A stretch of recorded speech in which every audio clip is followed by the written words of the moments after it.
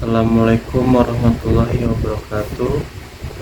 Kenalkan, nama saya Rizky Danan Pratama dengan nomor NIM 2892150364. Di sini saya mengerjakan UTS Ekonomi Internasional dengan dosen pengampu Ibu Wina Sari Kusuma Ningtyas.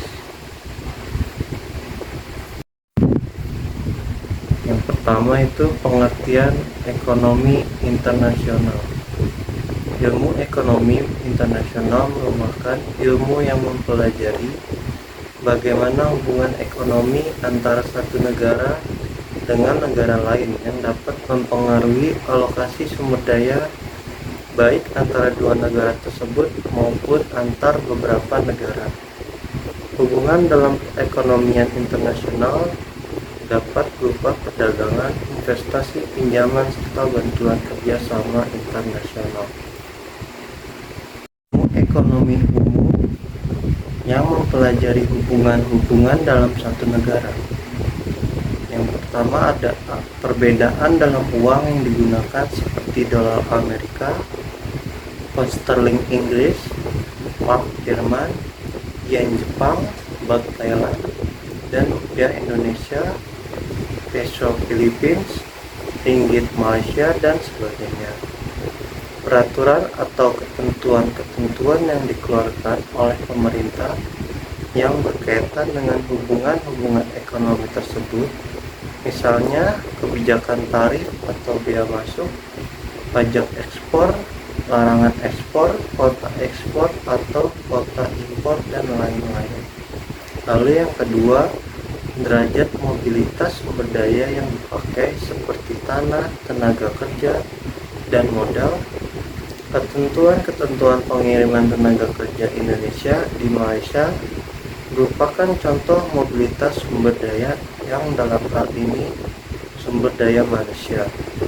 Perbedaan dalam hukum, selera, dan adat istiadat, misalnya negara Iran hampir tidak mungkin akan mengimpor babi atau minuman keras karena alasan hukum dan adat atau agama. Manfaat hubungan ekonomi internasional.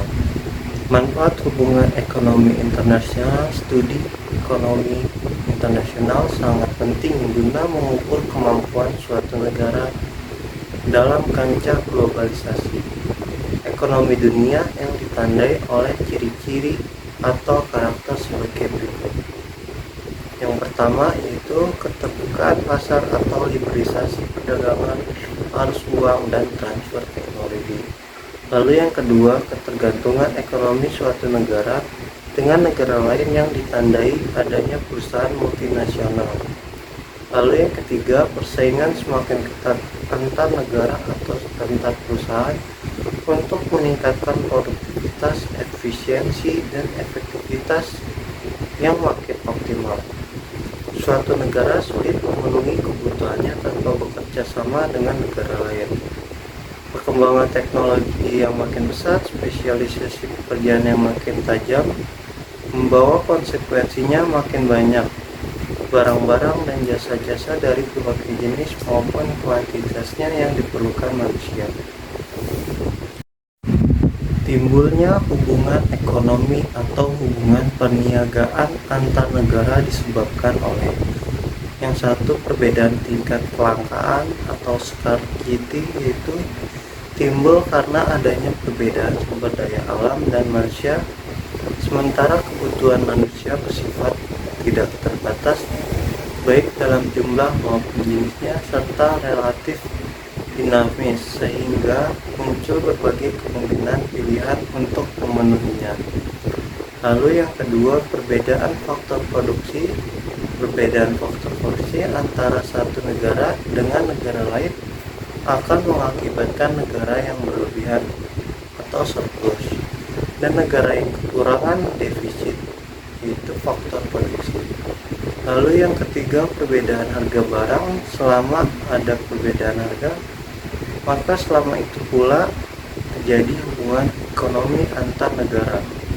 Hubungan ekonomi antar negara meliputi berbagai macam kegiatan yang dapat digolongkan dalam 3 bentuk, yaitu 1. Hubungan ekonomi yang terjadi karena adanya pertukaran atau perdagangan barang dan jasa yang dihasilkan. 2. Hubungan ekonomi yang terjadi karena adanya pertukaran sumber daya ekonomi dan faktor-faktor produksi. Lalu yang ketiga, hubungan ekonomi yang terjadi karena adanya hubungan utang piutang, kredit antar negara, pertukaran hasil atau output. Adapun faktor-faktor penghambat perdagangan internasional adalah sebagai berikut, yaitu 1. Tidak amannya kondisi negara, adanya peperangan, kerusuhan, negara lain akan merasa takut dalam melakukan perdagangan. Lalu yang kedua, kebijakan ekonomi suatu negara. Setiap negara mempunyai kebijakan ekonomi yang berbeda-beda. Terkadang kebijakan tersebut ada yang menghambat proses perdagangan internasional, contohnya perbatasan jumlah impor. Lalu yang ketiga, ketidakstabilan kurs mata uang asing.